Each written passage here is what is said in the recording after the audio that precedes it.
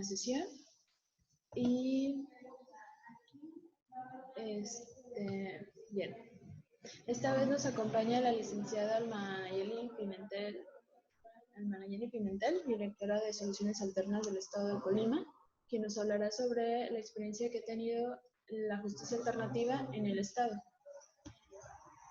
Ella es licenciada en Derecho por la Universidad de Colima y está certificada como especialista en procedimientos alternativos de solución de controversias en las materias civil, familiar y mercantil, otorgada por el Poder Judicial del Estado de Colima. Tiene una especialización como operador del nuevo sistema de justicia penal para adolescentes con enfoque en facilitadores de mecanismos alternativos y ha llevado varios cursos sobre mecanismos alternativos de solución de controversias. Se ha desempeñado dentro de la Fiscalía General del Estado de Colima como agente del Ministerio Público Auxiliar y secretaria particular del Fiscal General del Estado de Colima. Agente del Ministerio Público titular de la unidad dictaminadora y actualmente como directora de Soluciones Alternas. Y bien, ahora le cedo la palabra a la directora. Adelante. Ok, bueno, buenos días a todos. Vamos a tratar el tema de la justicia alternativa en Colima. Les voy a empezar explicando qué es la justicia alternativa. La justicia alternativa son formas de solucionar conflictos a través del diálogo, en donde interviene una tercera persona que sirve como puente de comunicación entre las partes y es una persona que actúa de manera imparcial. La justicia alternativa se puede aplicar en diversos ámbitos. Se puede aplicar en el ámbito escolar, en el ámbito laboral, en el ámbito familiar. Sin embargo, por el tema que estamos trabajando nosotros, vamos a hablar con un enfoque jurídico. Existen dos instituciones muy importantes que aplican la justicia alternativa. Una de ellas es el Centro de Justicia Alternativa en el Estado de Colima, que depende del Poder Judicial del Estado de Colima, e inició su actividad en marzo del año 2004. Y otra institución es la Dirección de Soluciones Alternas, la cual tengo de ser directora y que pertenece a la Fiscalía General del Estado de Colima. Nosotros iniciamos a laborar el 31 de diciembre del año 2014. Bueno, ¿cuál es la finalidad de la justicia alternativa? Primero, propiciar el diálogo entre las partes para que se pueda solucionar el conflicto, pero de forma desde el inicio. Anteriormente era el Estado resuelve el problema y las personas que realmente están inmiscuidas en el conflicto se relacionan con el mismo, no intervienen. Otra de las ventajas es evitar el detrimento que ocasiona un procedimiento penal, el detrimento económico, el desgaste emocional que ocasiona un juicio. Aquí con la justicia alternativa, que es en materia penal lo que nosotros trabajamos, pues evidentemente se logra una efectiva reparación del daño. Es decir, si a mí una persona me robó 5,000 pesos, aquí lo que se busca es que esa persona pague esos 5,000 pesos que te robó. Por eso se le llama una efectiva reparación del daño que se ocasionó con la comisión de esa conducta. Ahora, ¿cómo se aplica la justicia restaurativa en materia penal? Se me pasó a decirles, pero la justicia alternativa tiene diversas denominaciones. Puede ser justicia alternativa, procesos restaurativos, mecanismos alternativos, pero todos se refieren a lo mismo. Aquí en materia penal aplicamos 3 mecanismos alternativos, que son la mediación, la conciliación y las juntas restaurativas, que son los que vienen en la ley nacional que nos rige a nosotros. ¿Qué significa esto? Bueno, yo voy a presentar, se los voy a poner más práctico con ejemplos para que les quede lo más claro posible. A mí me robaron, yo voy y presento mi denuncia ante la gente del Ministerio Público por robo. Entonces el Ministerio Público lo primero que tiene que hacer cuando yo voy a presentar mi denuncia es si es procedente que se apliquen la justicia alternativa. Obviamente la justicia alternativa no se aplica para toda clase de delitos. Se aplica para delitos patrimoniales como pueden ser daños, como puede ser despojo, como puede ser robo, como puede ser fraude, delitos como violencia intrafamiliar, como homicidio doloso, como violación, ese tipo de delitos por la trascendencia que implican, no los podemos trabajar nosotros en justicia alternativa. Yo voy, presento mi denuncia, el Ministerio Público la revisa y dice, pues efectivamente sí se cumplen con los requisitos para que se pueda aplicar la justicia alternativa, se le ofrece a las partes a la persona que presenta la denuncia y si la persona que presenta la denuncia está de acuerdo, entonces el asunto lo trabajamos nosotros. Al llegar el asunto con nosotros, la facilitadora que tiene que atender el asunto, que es a la persona, a la tercera que sirve como puente de comunicación entre las partes, que es a la persona que me refería al inicio, va a revisarlo y va a decir, pues sí, efectivamente se cumple con los requisitos de procedibilidad, es un asunto que lo podemos trabajar aquí. Entonces ella va a proceder a generar las invitaciones para todas las partes que están relacionadas con ese conflicto. Vienen las partes, supongamos que vienen todas las partes a la primera invitación, que en la práctica pues realmente a veces no es así, pero supongamos que sí vienen ambas partes, entonces ahí es cuando la facilitadora los pasamos a una sala de sesiones. En esa sala de sesiones hay una mesa redonda en donde pasa la facilitadora y pasan las partes. Se sientan y la facilitadora va a explicarles qué son los mecanismos alternativos. La mediación es un mecanismo alternativo en el que se aplica obviamente la justicia alternativa, que consiste en que las partes solas van a solucionar su conflicto dando ellas mismas las propuestas de solución al mismo. Entonces, en este caso, el facilitador o facilitadora únicamente va a servir de fuente de comunicación, pero las propuestas las van a dar las partes. Mientras que la conciliación, la facilitadora, el facilitador sí puede proponer opciones de solución al conflicto. Las juntas restaurativas es un mecanismo diverso a los dos que mencioné, porque en las juntas restaurativas pueden intervenir personas ajenas que tienen relación al conflicto, pero no son directamente las partes. Por ejemplo, en el temblor de la Ciudad de México, del 2017, ¿no? Cuando se cayeron los edificios, entonces ahí pues las partes son las personas que construyeron los edificios y el propietario del departamento. Entonces la junta restaurativa en este caso pueden aplicarse porque ahí pueden intervenir, además del propietario del departamento, que es el directamente afectado, pueden intervenir las personas que vivían ahí, porque aunque no se había afectado su patrimonio, realmente sí tuvieron una afectación por ese hecho. Entonces, en las juntas restaurativas participan otras personas que están relacionadas con el conflicto, aunque no son aunque el bien jurídico afectado no sean el titular ellos.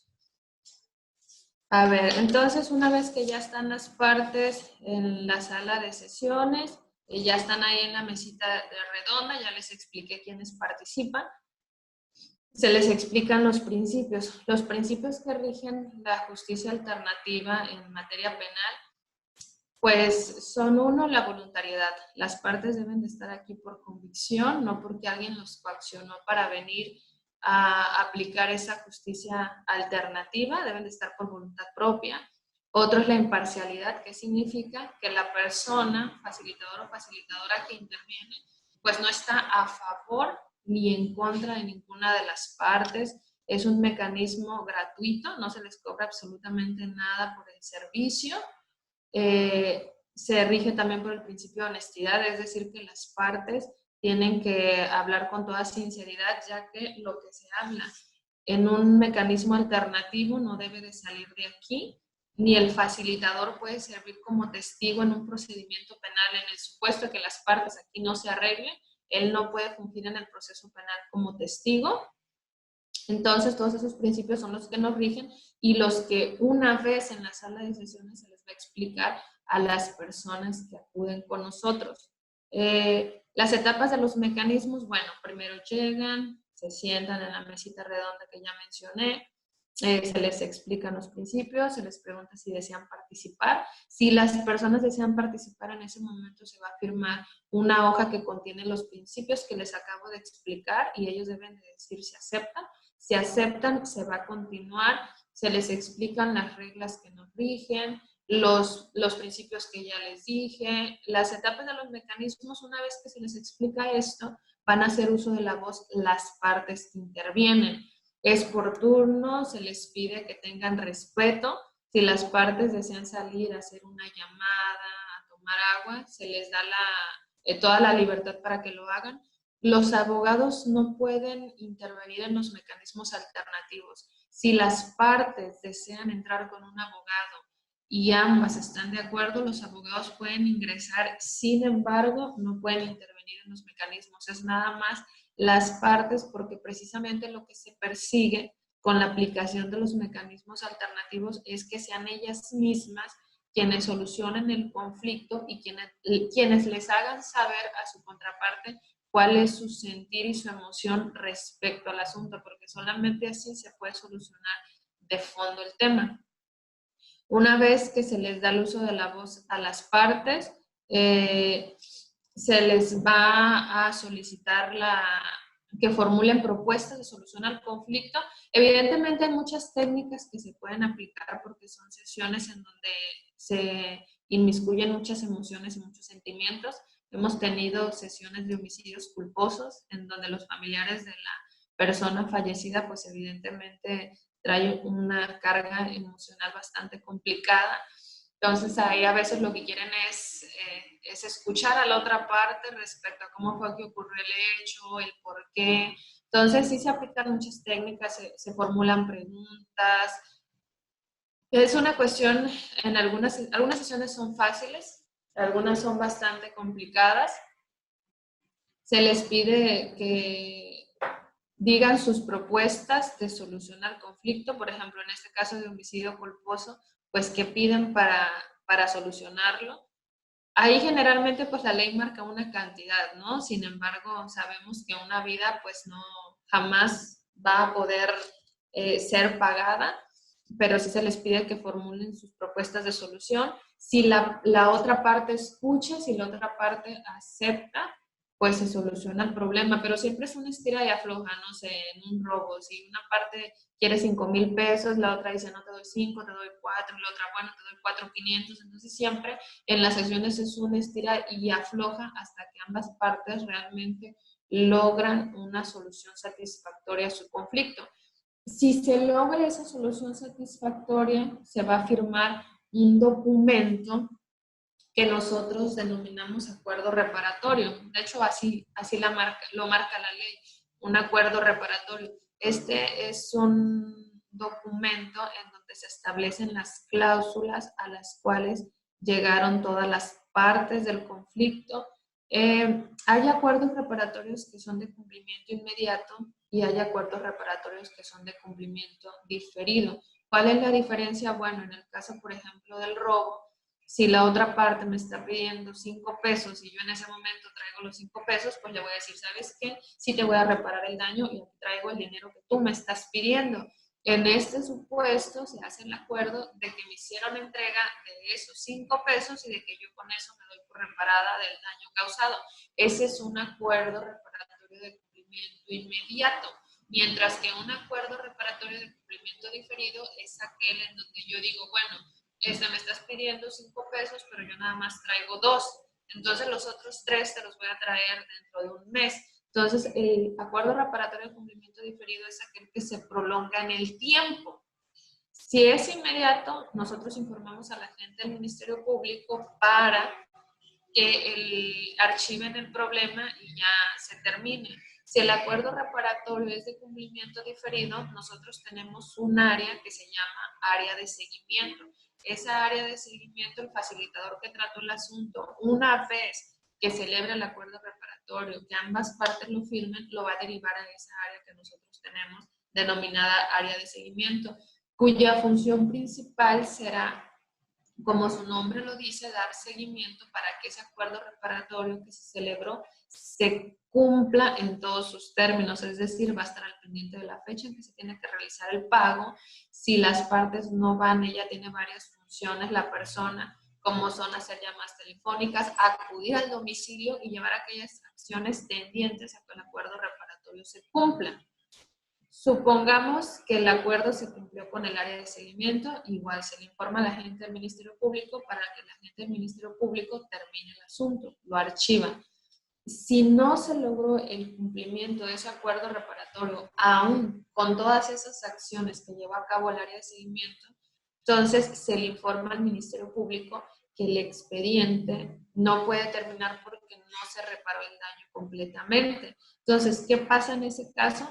El Ministerio Público sigue su investigación normal, como si el asunto nunca hubiera estado aquí, con la única diferencia que si la persona aquí ya dio esa reparación del daño de 2 pesos, ese dinero se le va a descontar allá al momento de que si se judicializa el asunto, entonces ya en lugar de que el Ministerio Público solicite la reparación del daño por los 5, pues nada más sería por los 3,000 pesos, porque a la persona sí se le toma en cuenta el dinero que ya dio.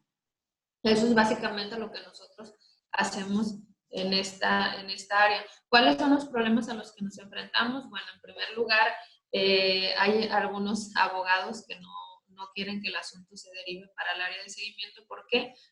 Pues porque evidentemente si el asunto se viene para acá, pues ya no es un proceso penal largo. El asunto aquí, los acuerdos reparatorios que son de cumplimiento diferido pueden ser hasta de 3 años. Esos acuerdos reparatorios son sobre todo cuando son cantidades muy grandes, de mucho dinero, que se pactan mensualidades. Entonces, hasta 3 años nosotros tenemos para que la reparación del daño se logre.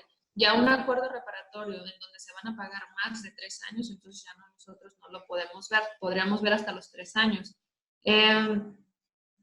Entonces, uno de los problemas a los que nos enfrentamos, pues en los abogados, que en muchos casos no quieren que el asunto se venga no quieren que se vengan con nosotros, porque evidentemente, pues no, el asunto con nosotros aquí se acabaría. Entonces sería un caso posiblemente, pues que ellos ya no tendrían para trabajar y para cobrarlo. Entonces, eso es una problemática que tenemos. Otro es, pues la forma de pensar de la ciudadanía, que muchas veces es: yo quiero que esta persona pague con cárcel, a mí no me importa que me pague el dinero que me robó, yo de todas maneras quiero que se vaya a la cárcel y no me importa.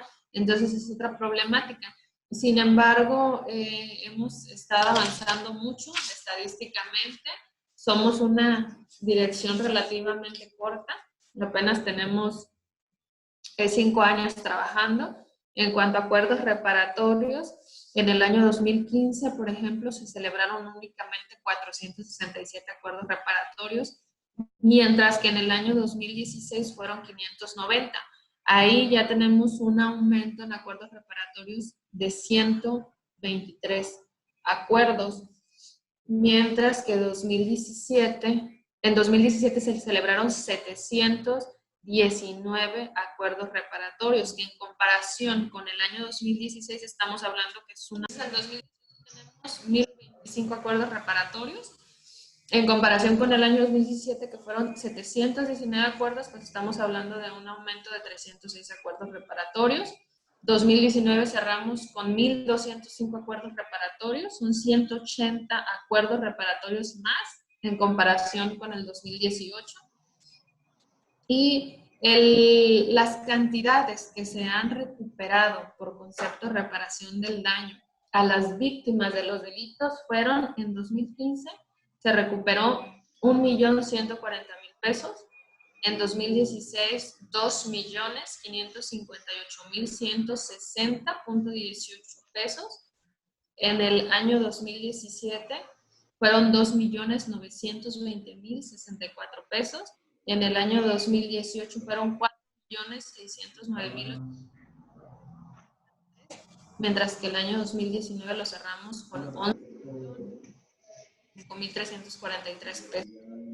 Y bienes recuperados, bienes muebles y bienes inmuebles, en 2015 se recuperaron 245, en 2016 227, en 2017 333 bienes, en 2018 500 y en 2019 442 bienes. Entonces realmente ha sido un aumento significativo en todos los años. Es normal que vayamos gradualmente, porque es un área que recién se acaba de conocer, a diferencia de nosotros, por ejemplo, el Poder Judicial del Estado de Colima, ellos ven otro tipo de materias, la materia mercantil, la materia familiar y la materia civil. Y también ven la penal, pero menos que nosotros. Entonces, realmente el aumento ha sido significativo. Nosotros esperamos que con el paso del tiempo y hacer más difusión en mecanismos alternativos, los resultados sean todavía mejores. También hay un detalle que se me pasó a comentarles. Esto que yo les expliqué es en cuestión de adultos, cuando la persona responsable es una persona adulta. Cuando se trata de personas menores de 18 años, distinta. Por lo tanto, en los que se puede aplicar la justicia alternativa es más amplio. Hay delitos que para un adulto no se puede aplicar la justicia alternativa, sin embargo, para un adolescente sí se puede aplicar la justicia alternativa por la protección que ellos tienen, que evidentemente es mayor en atención a su desarrollo. Entonces, pero básicamente es esto en lo que consiste la justicia alternativa. En caso de que el asunto pues, no sea admisible, únicamente cuando lo recibimos aquí se le regresa a la gente del Ministerio Público y se le explica mediante un oficio el por qué no lo podemos trabajar, sea por el tipo de delito. Si una persona ya celebró un acuerdo reparatorio y lo incumplió, esa persona ya no va a poder gozar nunca de la aplicación de un mecanismo alternativo, porque ese es un beneficio que la ley les otorga si es que cumplen. Entonces, una persona lo incumple, se sube a una base nacional en donde están todo el registro de todos los acuerdos reparatorios que se celebran a nivel nacional, y esta persona ya nunca va a poder celebrar ninguno, ni en Colima, ni en ningún otro estado de la República. Si la persona celebró un acuerdo reparatorio por el delito de robo y lo cumplió, ya no puede celebrar otro por robo, porque estamos hablando de que tiene una conducta reiterada a cometer el mismo delito. Sin embargo, si comete un delito diverso, por ejemplo, unos daños, entonces en ese caso sí puede celebrar un acuerdo reparatorio. Entonces, pues básicamente sería eso. No sé si tienen alguna duda.